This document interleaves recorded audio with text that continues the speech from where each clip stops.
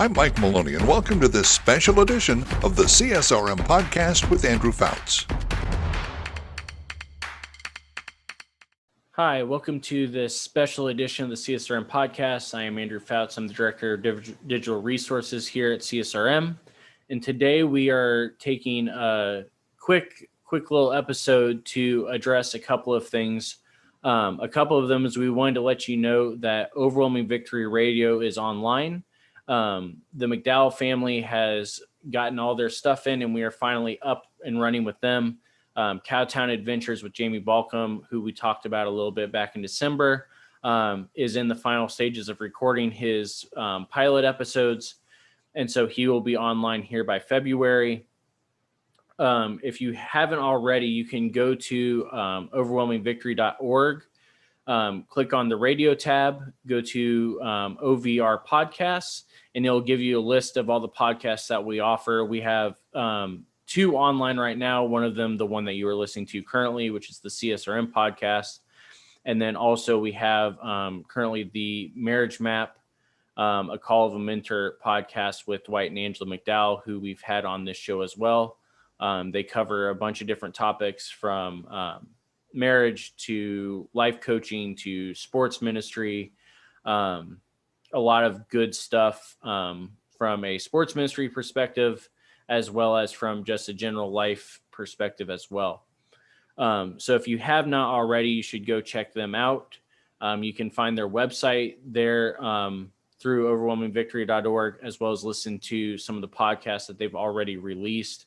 And you can also stay up to date when they release some new stuff as well. In addition to that, most of you are aware of our Tuesday talks, but the next Tuesday talk is actually a week from today, which is January 26th. It's at noon Eastern. And this month we are talking about staying, growing, or going. And we're going to talk about a lot of the different twists and turns that happen within the sports minister's career. We're going to talk about those that have spent their entire career in sports ministry, as well as those that have gone from sports ministry to youth ministry to senior pastor, or vice versa. And we're just going to discuss what some of the different life stages within ministry look like specifically for sports ministers. And again, that is next Tuesday, January 26th at noon Eastern. Those of you that are listening to this after the fact, you can also go to the Tuesday talk section, either on overwhelmingvictory.org or here on the Overwhelming Victory Facebook page, and you'll be able to watch the recording of that. They release the week after recording and on that Wednesday at noon. If you haven't already gone through and watched some of our previous recordings of those, you can again find those either online through the CSRM YouTube channel, overwhelmingvictory.org, or here on Overwhelming Victory Facebook TV. Today, though, what we want to talk about is Facebook. Actually, we've had a few people that have asked us about some different ways to expand their reach, expand their ability to be seen, and ability to network a little bit better.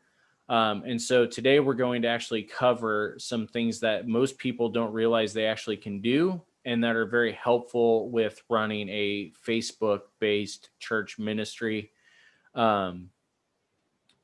This is something where if you are listening to the recording, you may want to go back later and actually watch the video either on YouTube or on Facebook. But we're going to walk through some different settings that you can adjust on your church's Facebook page to allow you to do a lot more networking and a lot more outreach opportunities as well. So what I have here is the Overwhelming Victory Facebook page. This is what it looks like if you are the page manager. Some of you have seen this before. Others of you probably have no idea what was going on. If you have not seen this, that means you probably are not in charge of the church's Facebook page in any role, in which case this is probably just good information for you to be able to talk to the people that are in charge of it and ask them where you guys are at with all of this. Share this video to them. let them see that this is some stuff that can be done, because it can really increase the amount of outreach that you have. On the left side of the screen here, you see this list of a bunch of different tools and settings and things like that.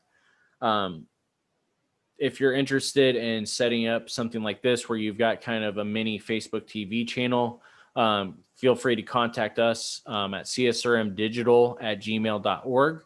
We'd be happy to help you with that side of the things. You can find that in the publishing tools side of things if you want to just kind of mess with it yourself. But today what we want to look at is the little gear at the bottom that says settings. When you click on that, it brings up another huge list on the left, as well as a huge list right in the center of the screen. And today what we want to focus on is actually this one in the center of the screen. This is your general page settings. For the most part, people probably just leave these on default, because why waste your time going through and doing all of this stuff? Side note, this is also where if you find out that you have multiple Facebook pages of the same thing, you can actually merge the pages together so you don't lose anything. You also are able to delete pages out of this, or if you're wanting to download your page for archiving reasons, you can also do that from here down at the bottom. There's a lot of things on here that you probably don't need to mess with, but there are some that are good to be able to go in and make changes to for ministry purposes. One big one is the profanity filter. You can find that kind of towards the middle of the list. Default is set to off, but you probably are going to want to adjust this either to medium, which is going to give it more of like a PG-13 kind of filter, or set it all the way to strong, which should keep everything G for the most part. This will filter out anything that is written by your page that may have profanity in it if somebody gets a hold of it that is not supposed to. It also will prevent anybody from being able to comment or post profanity on your page. This will allow you to be able to not have to filter comments quite as much. It also allows you to keep things a little bit cleaner, neater, and prevent any potential embarrassment or potential ministry risk from things falling into the wrong hands and making a mess of things online. So that's one that is defaulted to off, but our recommendation would be to set to strong. It just saves you a lot of time and potential embarrassment. The other one above that, page moderation, is one that's similar. If you're in a church situation where there may be some controversial things going on, or some inner fighting among members, and you don't want that to be something where the Facebook page turns into a battleground for it, you are able to actually block certain words, phrases, or emojis from being used on your page. This is posts and comments. This is just something that it will save you some time with moderation. It will allow you to prevent things from turning into a public display that you don't want to, and allows for, keeps your page cleaner. It allows you to save yourself some embarrassment, potential backtracking, and having to apologies, rebuilding trust, things like that. If you have any words, phrases that need blocked, this is the place to do it under page moderation. The ones that we really want to focus on today, and this is where we've had some questions, is these ones up here under messages that say tagging ability and others tagging this page. What these are is, one of these is for posts as far as videos, pictures, things like that you may put out that people in the community see and would like to do. The other one is for your page specifically. We're going to start with tagging ability. Tagging ability is one that, for the most part, can be very good to allow.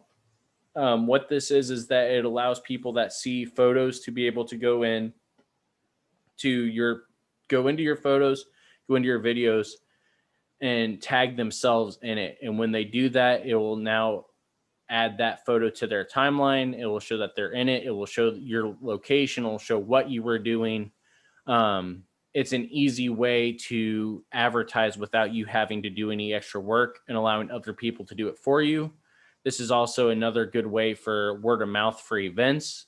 By you letting others tag themselves in the photo, it will go onto their timelines. It will tell their friends, hey, I was at this church. They've got an awesome basketball league. Look at me attempting to dunk and completely missing and making a fool out of myself. But I had a great time. You guys should come with me next time.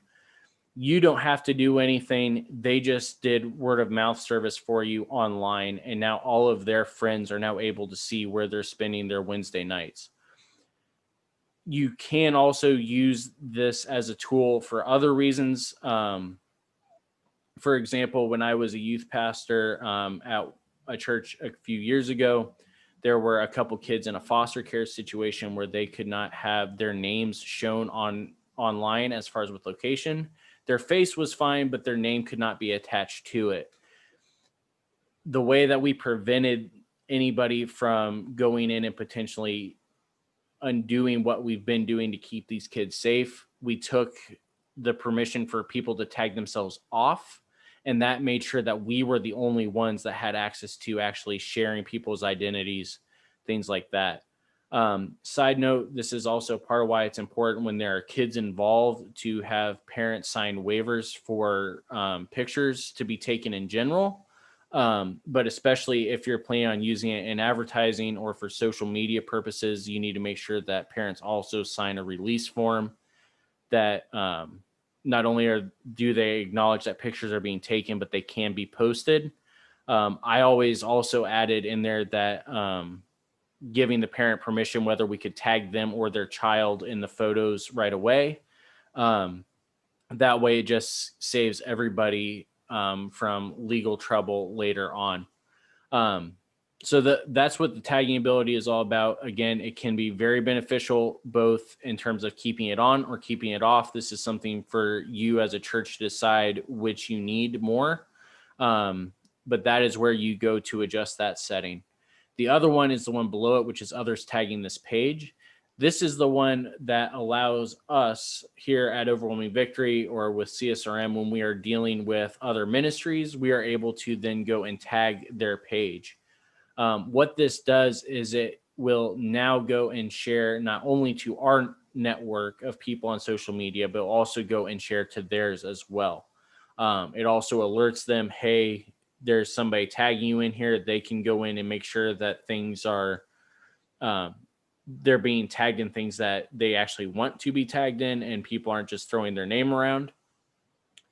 But it also allows for you to know when things are being shared. So a perfect example of this would be the 20-year celebrations we did for both Danny Downing and for John Longworth. Both Germantown and Johnson Ferry Baptist, both churches have it so that we are allowed to tag them. We have it so they can tag us. And so all of us shared each other's videos and celebrations. It went out not just to the Overwhelming Victory Network, it also went out to all of Germantown Baptist. It went out to all of Johnson Ferry Baptist. And the amount of impact as far as people that had watched and shared and commented was exponential. Johnson Ferry, especially when we posted the first video for Danny Downing, we tagged both Danny and Johnson Ferry in the post. Johnson Ferry's media team was alerted to it. They saw it was a video with their pastor, one of their pastors in it. And so not only did they allow our post to show up on their page, but they then went and shared the video themselves. And within 11 hours, we had over 2,000 views on that one episode just on Facebook, not even counting the YouTube hits, the audio hits, everything like that. This is the kind of thing that allowing other people to tag your pages can do. It again, it takes some of the work off of you and allows other people to do your work for you. So that way you can focus your time on other things. This is also another good way for people to be able to let people know of events that are going on. It's a good way to get kind of a review board, a sounding board for some of your different stuff as well. This is one that we would always recommend you keep that you set to allow, it's much more beneficial than people realize. One of the other things that we wanted to talk about is something that most people don't realize, which is that you are able on Facebook to like other pages as your page. For example, Overwhelming Victory likes the CSRM page. CSRM likes Overwhelming Victory, which this is a good time to say you guys should like those pages also. So go find us on Facebook, like, subscribe, all that good stuff. That way you can keep updated when we release these kind of things. The way you do that is if you go to a ministry's page. So say you are coming to Overwhelming Victory, you are a moderator, an editor, an admin on your church's page. You guys like what you see here. You guys want to share some of the different things. You guys want to keep more updated. There will be a little box on the side that has 3 dots. You can click on it and you can go to like as your page. I believe you also, in some circumstances, when you go and hit like on a page, you are then able to also select the option to like as your page. What this does is it will go and it will show on your news feed for your page when those ministries are sharing stuff, so that way you are able to share in response. But it also allows for you to be able to advertise their ministry on your page. It also gives them the opportunity to show that they have a recommendation from this ministry as well. This is one of those things that it seems kind of arbitrary, seems unnecessary, but in the long run can make a huge difference in how you are networking on Facebook, how your church is seen on Facebook, different things like that. Those are the main things that we wanted to cover. Please leave us a comment. You can leave us a comment here on Facebook, leave it on YouTube, leave us a review on Apple. That way we can get seen a little bit more on there as well. You can also leave comments on SoundCloud, which we still have a channel there as well. We'd also recommend everybody go to overwhelmingvictory.org and check out the McDowell's podcast, The Call of a Mentor, which is up and running now on OV Radio. And we also would recommend you staying tuned. This Friday, the first full episode of 2021 will be up. It's an episode with our Associate Executive Director and Director of Church Relations, Dan Stauffer, as well as, of course, Dr. Greg Linville interviewing Matt Hayden out of Columbus, Ohio, talking about disc golf and how that can be used for sports ministry as well, and especially in the midst of the COVID pandemic. Again, we also want to remind everybody that next Tuesday, January 26th, is our first Tuesday talk of the year. We're going to be talking about the career path of sports ministers. We're calling it Staying, Growing, or Going. We're going to talk to ministers that have stayed in sports rec and fitness most of their career. We're going to talk about people that have moved around, worn a bunch of different hats, and we're just going to talk about why sports ministry is one that is a little bit different in terms of the hats that we wear and how we get to where we are. Again, check us out here on Facebook. Those of you that are listening, go back, watch the video so you can see what we've been doing. We hope you all will join us again on Friday.